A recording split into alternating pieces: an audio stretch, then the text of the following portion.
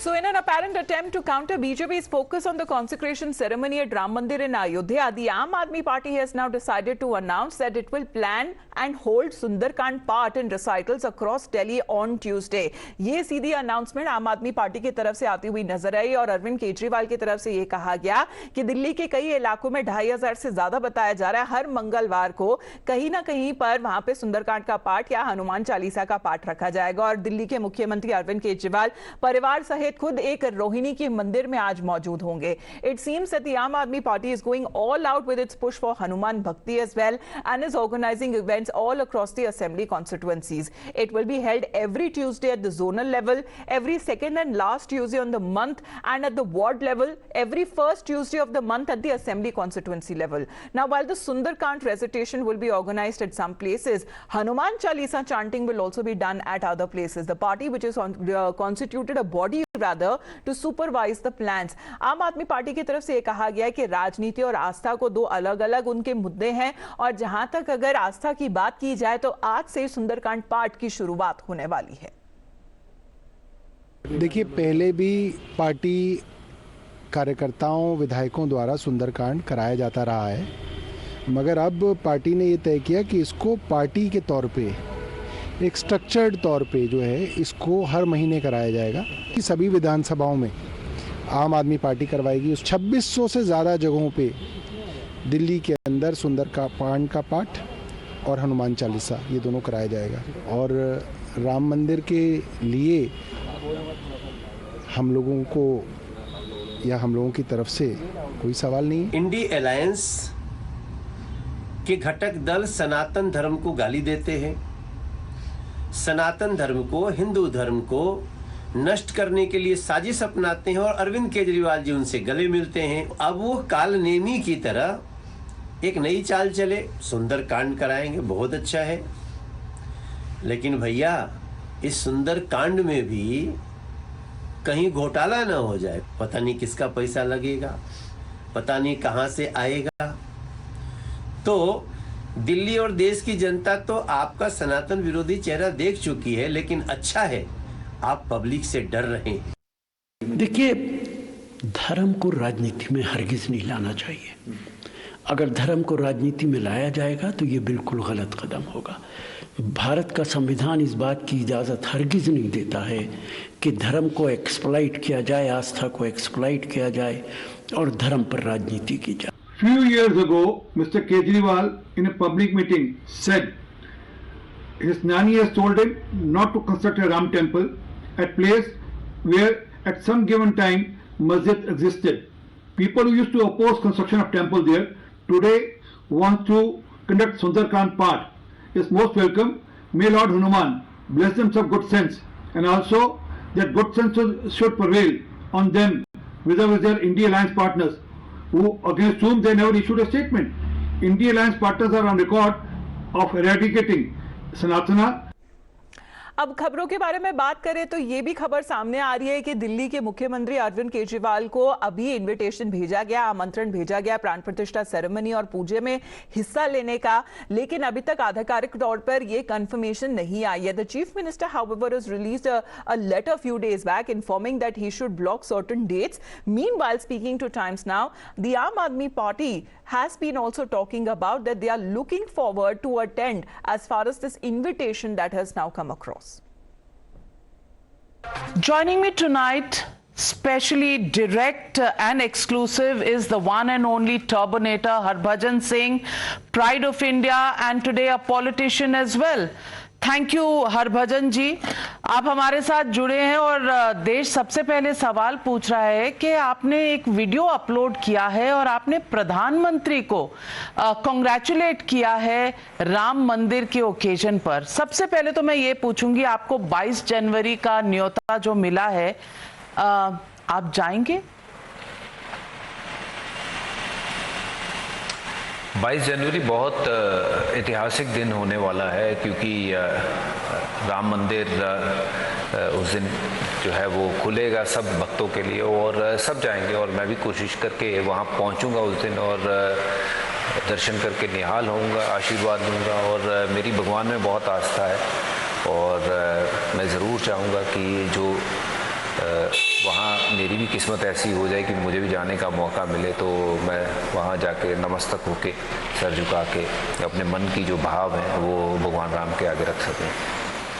आपने प्रधानमंत्री को इसके लिए प्राण प्रतिष्ठा सेरेमनी के लिए आपने उनको मुबारकबाद भी दी है और उनके 11 दिन के उपवास अनुष्ठान के लिए भी आपने कुछ कहा है। मैं आपसे पूछना चाहती हूँ कि इस पूरे मुद्दे को लेकर, इस इशू को लेकर बहुत पॉलिटिक्स है, आप इसे कैसे देखते हैं? Are you seeing the Pran Pratishtha Ram Mandir opening away from the politics? Of course ये इतनी बड़ी चीज़ होने जा रही है कि इसको तो पॉलिटिक्स से दूर रखना चाहिए, क्योंकि भगवान राम जो है वो सबके हैं, वो किसी एक पार्टी के नहीं है। तो एटलीस्ट ये इस चीज़ को तो पॉलिटिक्स से दूर रखिए कि धर्म जो है वो अलग चीज़ है, बहुत बड़ी चीज़ है। और राम भगवान की बनाई हुई ये सारे जी सृष्टि है जो उन्होंने रची हुई है, उनके चलते हुए हम सब ऐसा जीवन जो है अच्छा जी रहे हैं। तो ये जो पॉलिटिकली बातें हो रही हैं वो चाहे मंदिर को लेके हो रही हों या किसी भी धर्म को लेके हो रही है, ये मैं उससे बहुत दूर हूँ, क्योंकि मैं समझता हूँ कि मेरे लिए धर्म जो है वो सबसे एक अलग चीज़ है, ऊपर की चीज़ है। चाहे मैं सिख फैमिली में जन्मा हूँ, बट सिख फैमिली के साथ साथ हमारा हमेशा ये है कि हर धर्म का जो है वो आदर सम्मान करिए। मैं गुरु नानक साहब से लेके भगवान राम, शिव भक्त हूँ, मैंने देखिए टैटू भी करवा रखा है। तो ये तो अपनी अपनी आस्था है। तो मुझे लगता है कि ये इस चीज़ को पॉलिटिक्स से बहुत दूर रखना चाहिए, ये तो मेरी सोच है जी। हरभजन जी, ये तो आपने गूगली बोल कर दी। गूगली इसलिए क्योंकि अब आप पॉलिटिशियन भी हैं, अब आप मेंबर ऑफ पार्लियामेंट हैं, आप आम आदमी पार्टी के मेंबर ऑफ पार्लियामेंट हैं, और जो इंडिया अलायंस है उसे बहुत रिजर्वेशंस हैं इस प्राण प्रतिष्ठा और 22 जनवरी को लेके। इसलिए मैं सवाल बार बार आपसे यही पूछ रही हूँ कि क्या इसमें जो पॉलिटिक्स हो रही है, क्योंकि अब आपका जो कैप है सिर्फ क्रिकेटर का कैप नहीं है, that hat is also a politicians hat. आपको लगता है कि पॉलिटिकल पार्टीज को इस तरह की पॉलिटिक्स से शायद दूर रहना चाहिए? देखिए, मैं इस पॉलिटिकली चीज़ों को उतने शायद अच्छे तरीके से नहीं जानता हूँ जितना पॉलिटिकल लीडर जानते हैं, बट मैं एक भक्त होने के नाते, एक भारतीय होने के नाते ये ज़रूर जानता हूँ कि हमारे मन में जो भाव है या जिस प्रकार का जीवन हमें मिला हुआ है, ये तो किसी तो परमात्मा की बख्शीश है। तो आज राम मंदिर बनने जा रहा है, मैं तो मस्जिद भी जाता हूँ, मंदिर भी जाता हूँ, गुरुद्वारे भी जाता हूँ। ये मेरी एक अपनी आस्था है। मैं जहाँ जहाँ जिस शहर में गया हूँ मुझे वहाँ प्यार मिला है, और जहाँ वहाँ के प्रसिद्ध मंदिर या गुरुद्वारे होते हैं या मस्जिद होती है, मैं वहाँ हमेशा जाता हूँ, नमस्तक होता हूँ। तो पॉलिटिकल चीज़ों से देखिए धर्म को दूर रखना चाहिए। और पार्टी का मुझे तो कोई मैसेज नहीं है कि आपने ये बधाई क्यों दी, क्योंकि ये तो सबके लिए बधाई वाली बात है। राम मंदिर खुल रहा है, अयोध्या में भगवान राम आए थे, दिवाली के बाद वहाँ दीपावली इतनी बढ़िया हुई, और मैं तो कह रहा हूँ 22 तारीख को भी दिवाली होनी चाहिए, और बहुत बड़ा दिन है। Now, the team INDI constituents who are clearly fumbling as they try to come up with a game to plan to counter the massive upsurge of sentiments amongst the public that they fear could tilt scales in the favor of BJP electorally.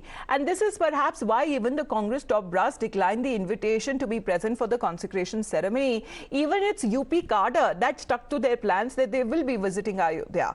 Looking not to upset its voters in the Hindi heartland, hundreds of Congress leaders, both from UP and the national level, made a beeline for Ayodhya, taking a holy dip in the Saryu Nadi and also visiting the temples there on the occasion of Makar Sankranti. Now, when asked about such kind of a scenario, exactly this is the explanation that the Congress party leaders came up with. Sir ये बताइएगा कि आज आप लोग यहाँ पर पहुँचे हैं, सेंट्रल लीडरशिप तो जा नहीं रही है, क्या कहेंगे? नहीं, देखिए आज हम सब लोग मकर संक्रांति का पर्व है उस पे आए हैं और ये सेंट्रल लीडरशिप ने किसी को नहीं रोका, न किसी को उन्होंने कहा है। सब लोग जाएं, दर्शन करें, पूजा करें, हम सबके राम हैं, सबके दिल में राम है। देखिए जिस तरह से इस पूरे इवेंट का, इसको एक इवेंटफुल तरीके से रचा कर इसका राजनीतिकरण किया जा रहा है और इसके चलते हुए उनका व्यक्तिगत निर्णय था, लेकिन स्पष्ट रूप से मैं बतला दूं कि कांग्रेस, आदरणीय कांग्रेस अध्यक्ष मल्लिकार्जुन खड़गे जी ने बहुत स्पष्ट रूप से और खुले रूप से सभी को इस चीज के लिए बहुत स्पष्ट किया है कि जिस जिस की आस्था हो वह जा सकता है। ना ही किसी को हमने निमंत्रण दिया है कि वहां पे आए और जाएं, और ना ही हम किसी को रोक रहे हैं। ये अनकनेक्टेड इवेंट्स हैं। जो 22 जनवरी का कार्यक्रम है उसका निमंत्रण 3 लोगों को गया था और वो निमंत्रण विशुद्ध एक पॉलिटिकल कार्यक्रम के लिए था। इस स्थली पर मेरी पीढ़ियां दर्शन करने आई हैं और मेरे जितने आगे के वंशज होंगे वो भी आएंगे। तो मुझे लगता है उस डिस्कनेक्टेड चीज को कनेक्ट करना गलत है। जो राजनीति इस पर हो रही है वो भी सर्वथा गलत है। तो सवाल आखिरकार ये उठ रहा है कि कांग्रेस पार्टी की जो पोजीशन है वो ऑफिशियली है क्या, क्योंकि दोनों तरफ से आप देख रहे हैं राम भक्ति भी नजर आ रही है, लेकिन दूसरी तरफ से राजनीति होती हुई भी नजर आ रही है। But by boycotting the consecration ceremony to avoid upsetting the minority vote bank, is the opposition trying to play from both sides and will this plan however succeed? Congress confuse party है। अब जनता इतनी ना समझ नहीं है किस प्रकार से कांग्रेस पार्टी ने हमेशा भगवान श्री राम के जन्म स्थान पर मंदिर का निर्माण हो, इसमें बाधाएं डालने का काम किया है। उन्होंने भगवान के श्री राम के अस्तित्व को मानने से नकार दिया उन्होंने जी। तो निश्चित रूप से अब वो सब जानते हैं। तो प्रदेश की जनता ऐसे दोहरे चरित्र वालों को उत्तर प्रदेश की राजनीति में कोई स्थान नहीं है। देखिए कांग्रेस के पास इस समय बड़ी दुविधा है। पहले उन्होंने भगवान श्री राम को काल्पनिक बताया था, फिर श्री राम जन्मभूमि तीर्थ क्षेत्र के निमंत्रण को ठुकराया था, अब वो अयोध्या दर्शन के लिए जा रहे हैं। दुविधा में दोनों गए, माया मिली न राम। कांग्रेस भैंस गति सांप सुचेंद्र केरी, और न लीलते उनसे बन रहा है न उगलते उनसे बन रहा है। लेकिन सच्चा राम भक्त कौन है, असली राम भक्त कौन है, नकली राम भक्त कौन है, नकली हिंदू कौन है, यह कांग्रेस ने अपनी चरित्र से साबित कर दिया है।